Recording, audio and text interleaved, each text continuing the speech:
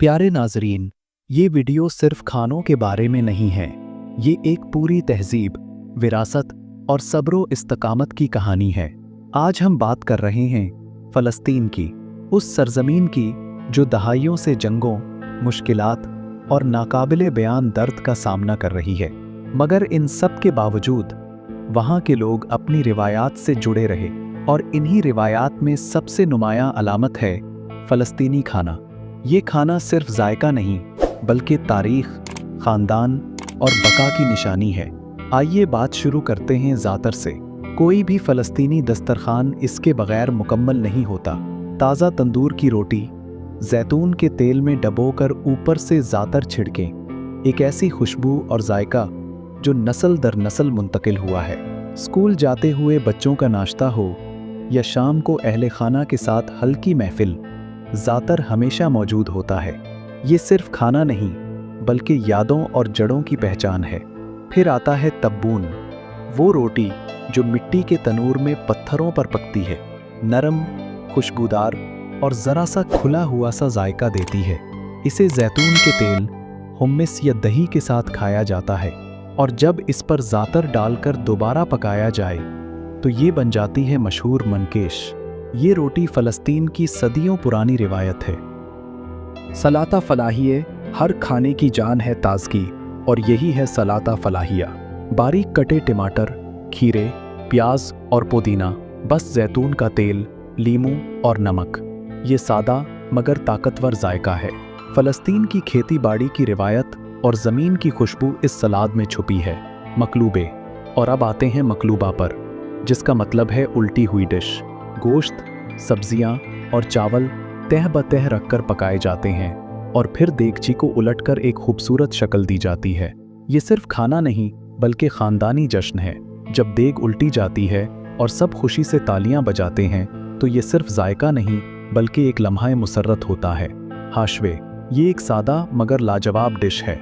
खुशबूदार चावल, गोश्त और यखनी के साथ, बाज़ औक़ात सब्जियों या गोश्त को भरने के लिए इस्तेमाल होता है। फ़लस्तीनी इसे प्यार से पकाते हैं और मानते हैं कि असल जायका उस मोहब्बत में है जो पकाने वाले ने उस पर खर्च की।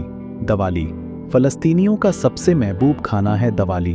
अंगूर के पत्तों में चावल और मसाले लपेटकर हल्की आंच पर पकाया जाता है। सब्र आज़मा तैयारी मगर बेमिसाल जायका। ये आम दिनों के लिए नहीं, बल्कि शादियों, ईदों और खुशी के मौक़ों पर बनाया जाता है। कफ्ता भी बंदोरा, कीमा, प्याज, अजवाइन और मसाले मिलाकर छोटे कबाब बनाए जाते हैं, और फिर उन्हें ताज़ा टमाटरों की चटनी में पकाया जाता है। साथ चावल या रोटी, और बस एक भरपूर ख़ानदानी खाना तैयार है। काक अल कुद्स, अब चलते हैं यरूशलेम की गलियों में, जहाँ काक अल कुद्स की खुशबू हवा में बसी होती है। ये तलों से भरी लंबूतरी रोटी सिर्फ खाने की चीज़ नहीं, बल्कि यरूशलेम की अलामत है। कहा जाता है कि यरूशलेम के काक का जायका दुनिया में कहीं और नहीं मिलता, शायद इसलिए कि ये सदियों से जैतून की लकड़ी जलाने वाले तनूरों में पकते हैं। किदरे, ये हेब्रोन अल खलील की मशहूर डिश है।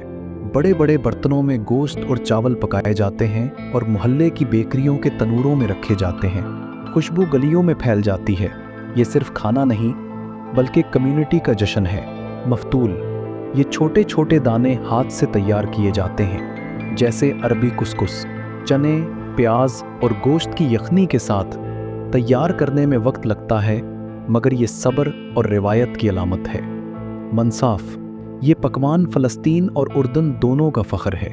गोश्त और चावल पर मुश्तमिल ये डिश खुश्क दही जमेत की ग्रेवी के साथ पेश की जाती है। ऊपर बादाम और पाइन नट्स छिड़के जाते हैं। मंसाफ को फ़लस्तीनी घर में पेश करना मेहमान नवाजी की आला तरीन मिसाल है।